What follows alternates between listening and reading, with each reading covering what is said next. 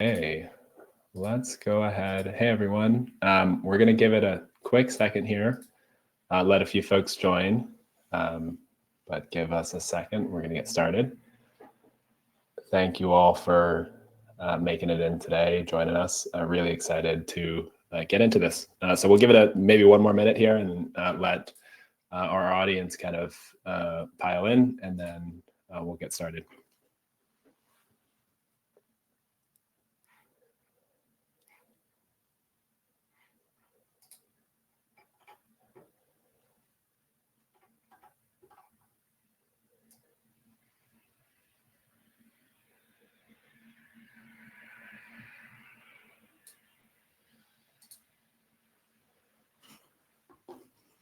Okay, let's go ahead and get started. So, hey folks, I'm Bobby. I'm the co-founder and CEO of Equals, and I'm going to be your host and moderator today. And our very first session of, we're calling these FP&A Anonymous. It's an opportunity for FP&A folks to kind of share inside stories of the job, the experience.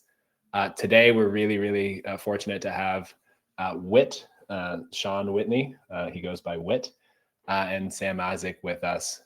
To share their learnings and experience with during their respective times at Slack, Figma, now Tome, and Whit's gone over to the dark side. He's now an investor at Craft Ventures. And then also on the call with us is Chris Bergner, who runs finance and analytics here at Equals. And I'm Bobby, started Equals about 3 years ago, but ran finance and analytics for many years at Intercom. Chris and I got to know each other very well at Intercom. Chris cleaned up a lot of the messes that I made in the early days. So Chris is going to help me pepper Whit and Sam with questions over the course of the next 30 minutes as we get into it. Sam, Sean, Chris, if you just want to wave to everybody in the audience here, let's go ahead and get stuck in. Maybe a couple just quick housekeeping items. If at any point during the conversation today you have any issues, if the video cuts out or audio cuts out, please go ahead and drop a note in the chat. Jayan on our side is going to be monitoring things to make sure all goes smoothly. And then the webinar is being recorded.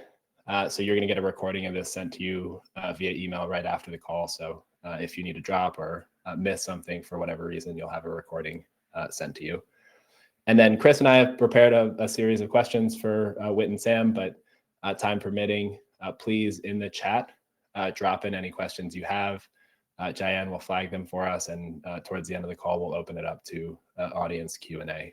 So please, at any point during the conversation, go ahead and drop your questions in the chat there. And then finally, just one quick plug here. Last week, we launched, just in the kind of theme of this conversation here, we launched a book on ARR reporting. This is the book that Chris and I wrote. It's a book that I wish had been waiting for me on day one of my job as a first finance person at Intercom. No need to actually go to this link to sign up for it.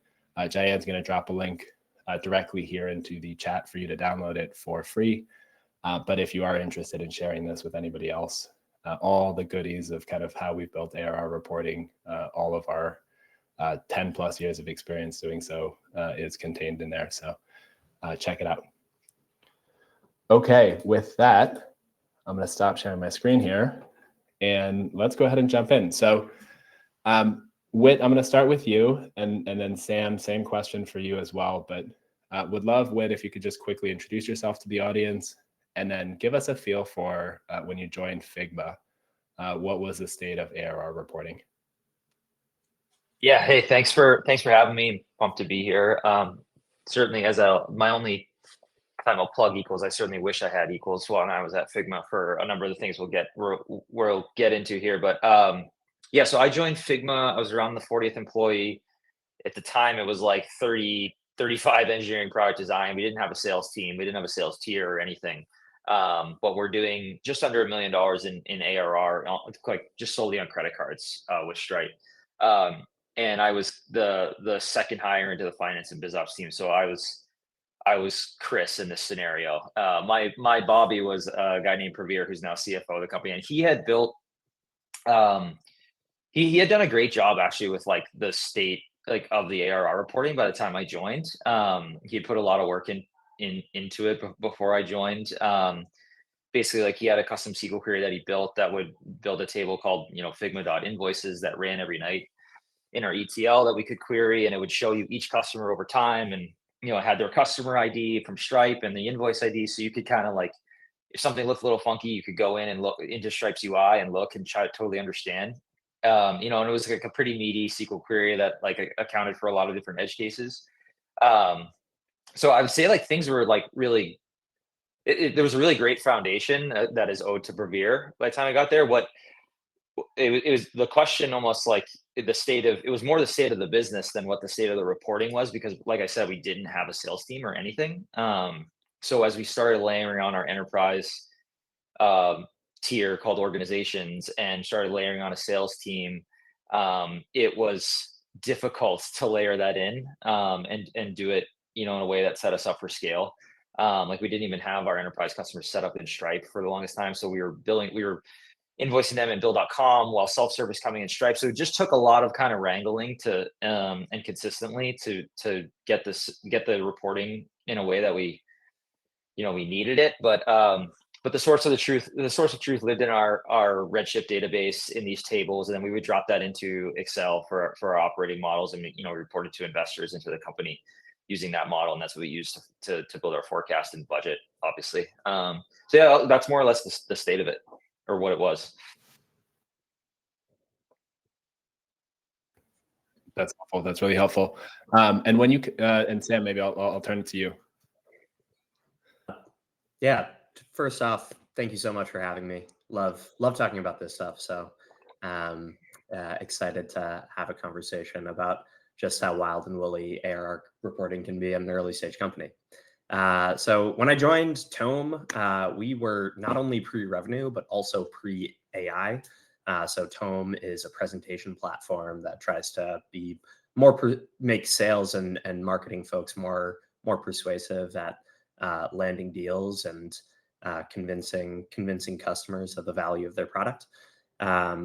So when I joined, we didn't even have a standard definition for active user, much less activation and ARR contributing.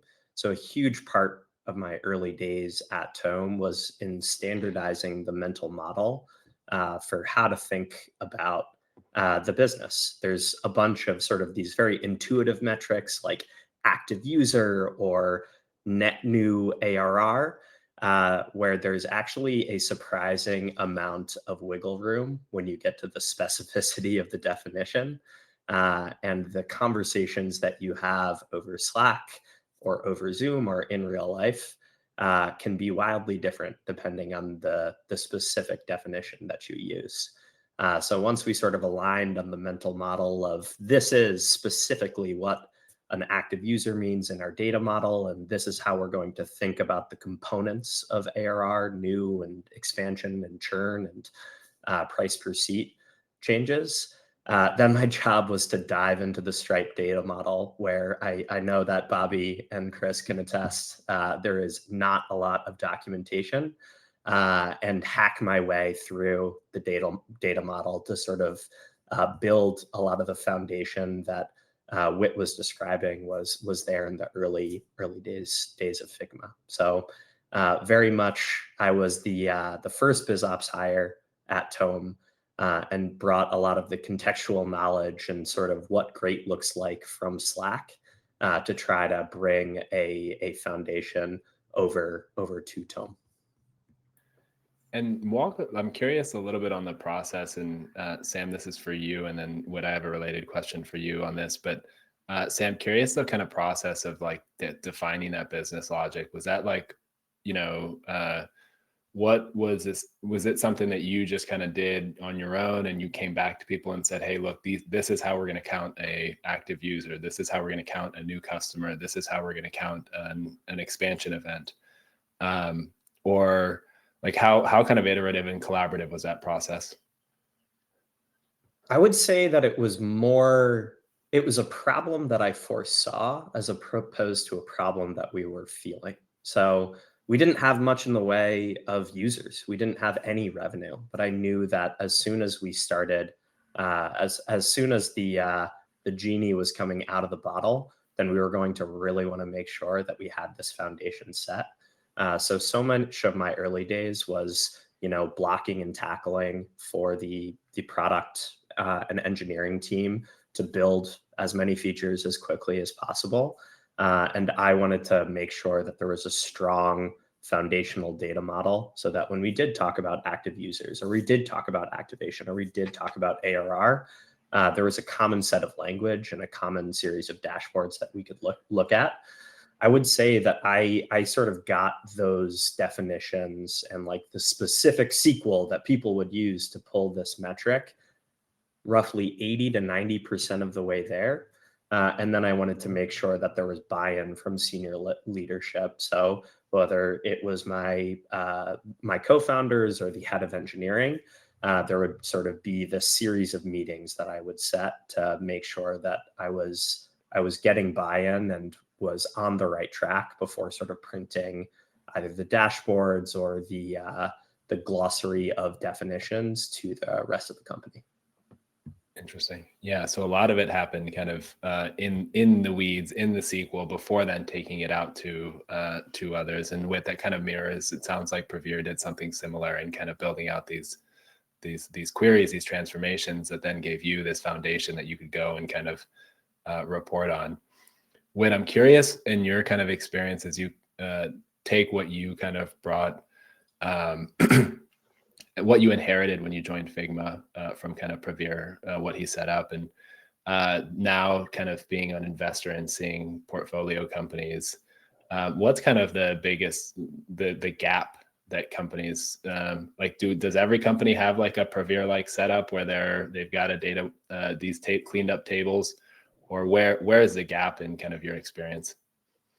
No, it's a good question, and the easy answer is no. I think because I think it's actually a tough question, right? It's like, when do you hire someone with like our type of backgrounds to come in? I'm of the opinion that like you can never do it early enough, but I also have this background, so I guess I want to be employable. But I think it's because like you have to set this groundwork at least so early. And what I've noticed, and it's not necessarily like I'm critiquing kind of the Series A type company for this reason, but what I've noticed is that just like when you're initially setting this stuff up, and it can just be so messy within a Stripe or an Orb instance, which Orb or Metronome, these usage based, because they play around with 10 different plans in the first few months. You have customers on all these different plans, and then they play around with pricing, they do this, and I just don't think that founders really understand, especially if you're like, you're coming up with the need to fundraise again. You're moving from seed to Series A. You've started to monetize a little bit. Like you have to have this data. Like you need to really understand what ARR is. And what I see a lot is like just a reliance on what Stripe shows you in the UI, or whatever kind of platform you're using. And like maybe it's because I've been deep in the SQL and the data model like you guys have. Like I just frankly don't trust it. I know that you have 10 different discounts that you've given 20 different customers. Like, what is true ARR? So I think like just like knowledge is power type thing. Like if you can get people in as early as possible, whether you have these abilities as a founder, or you want to hire the individual, to just set yourself up for success as early as possible. And I know it's hard. Like you want to be totally devoted to product for forever, but like you just got to think about setting yourself up for success. And frankly, I don't really know I don't see as many companies doing that as like I would prefer to see as an investor. Just like, hey, if I was in your seat, or if I was working for you, this is what I would do right now. But so I'm hopeful kind of it's something that founders and just kind of the industry will learn a little bit more and more as time goes on, because I do think it's probably better than it was 5 years ago when I joined Figma, at least. Yeah, and you touched on something that really struck a chord with me, which is like, I think a lot of founders also now being a founder too myself, you think of like, oh, well, I got to just get ARR reporting into a good place so I can raise my next round, and that I can answer all the investor questions that they have when I'm going out to raise a Series A or a Series B. And but talk a little bit about, and this is to both of you all, kind of how you use it, how it's impacted how you run the company on a day-to-day basis. Chris and I have lots of stories from the Intercom days where it was, analyses that we set up, deep dives that we were able to do, processes that we, weekly forecast reviews and daily pulses, that like all of a sudden just putting this in front of people on a regular basis just changed how people kind of operated, how the company operated. So I'm curious kind of not just from a fundraising perspective, but what it's done for you at Figma, at Tome, at Slack, to have really tidy, neat, correct ARR reporting. Yeah, I can jump in first. I just remember one thing I really respected about kind of Praveer and the culture he built around BizOps and finance was just that of one of more strategic value than what has maybe been more traditionally the case. And what I mean by that is like owning this reporting, and then extend it to top of funnel too, like you were saying, Sam, like defining active users, understanding conversion to paid, like all of the reporting and having in a good space, just like gave us the confidence to effectively know we were right when we were in a meeting. And I remember kind of, I would say maybe the most meaningful analysis that I did from a dollar value at Figma was, we had our self-serve tier, we launched our sales tier. The only way to buy that product, to buy that SKU, was to talk to a sales rep. But like with Figma, you can imagine there's such a long tail of users, of customers that should be able to self-serve into that tier. And it's 3x the price point of our pro tier. And Praveer and I were just like fighting tooth and nail with the product team to prioritize building that self-serve flow. Like it sounds simple, but it was just very hard to build that ability into the product, to migrate an account into our enterprise tier. And so I did this analysis, and it was like, because of our ARR reporting was so strong, I think because we understood so well how the business performed, how cohorts perform, is we basically said like, hey, every month that you push back the launch of this is the revenue that you're foregoing. This is the opportunity cost. It just grows and grows because it would stack that. I remember being in the room and convincing the head of product, like, okay, we have to do this now. And it was just really cool to be like, wow, I just like ran a bunch of SQL queries. I knew they were right. I knew the underlying data was right. And I was able to sit in the room and be like, this is right. This is what you're passing up. And without kind of the foundation there, like that would have been impossible. So yeah, that's like one specific example I have of why I just think it was so important. And so it really empowered us to be those strategic thinkers within Figma that Praveer wanted us to be. Yeah, that resonates deeply. The trust component is that's the foundations for the finance team. Sam, curious your thoughts here. Yeah, so I think that my experience at Slack was very similar to Whit's experience at Figma, where the head of BizOps at Slack, Matt Heist, he viewed analytics and reporting as sort of the foundational layer in Maslow's hierarchy of BizOps needs. That if you don't have accurate data and reporting, I mean, your team is not able to operate. Ultimately, BizOps is a function that enables other teams to make better decisions. And if that's not rooted in a strong foundational data model, then you're not able to do your job effectively.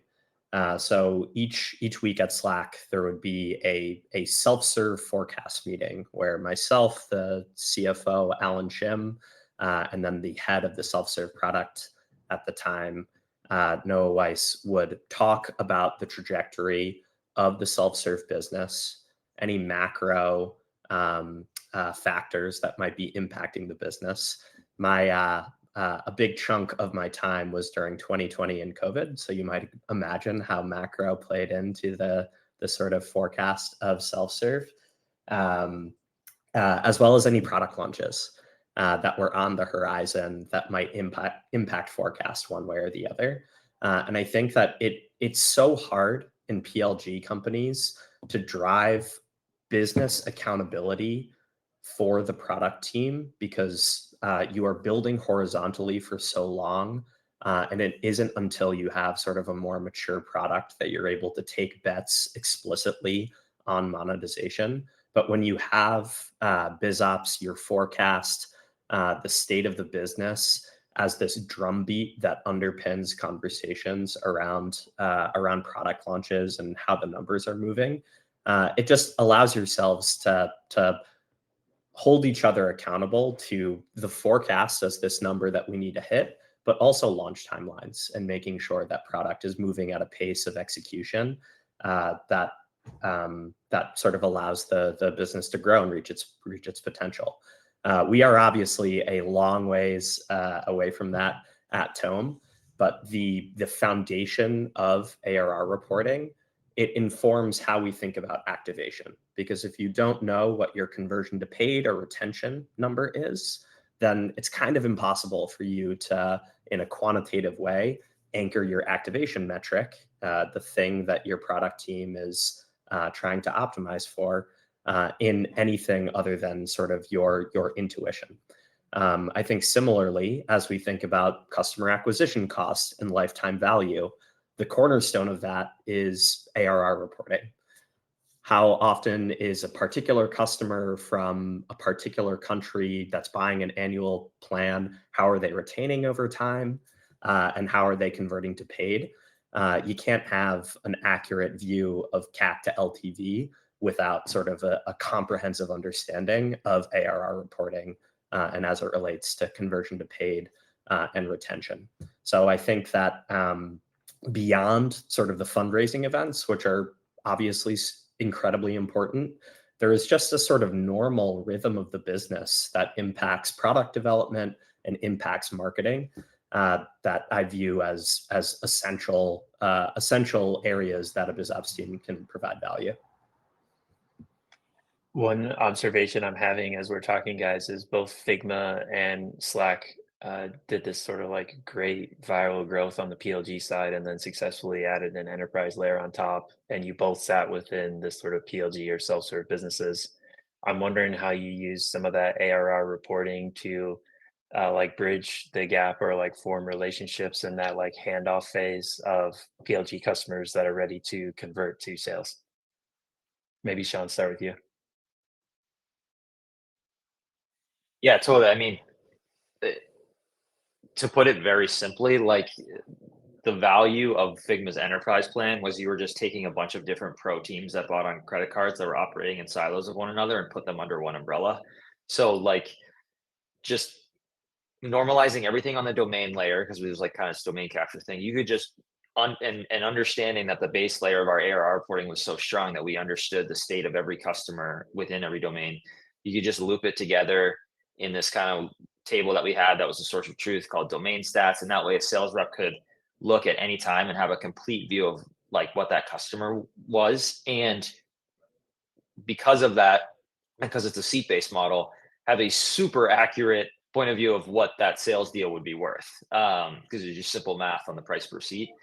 And yeah, like it just kind of goes to what Sam is saying, what I was saying earlier, like the foundation of having that that reporting and just being confident in it.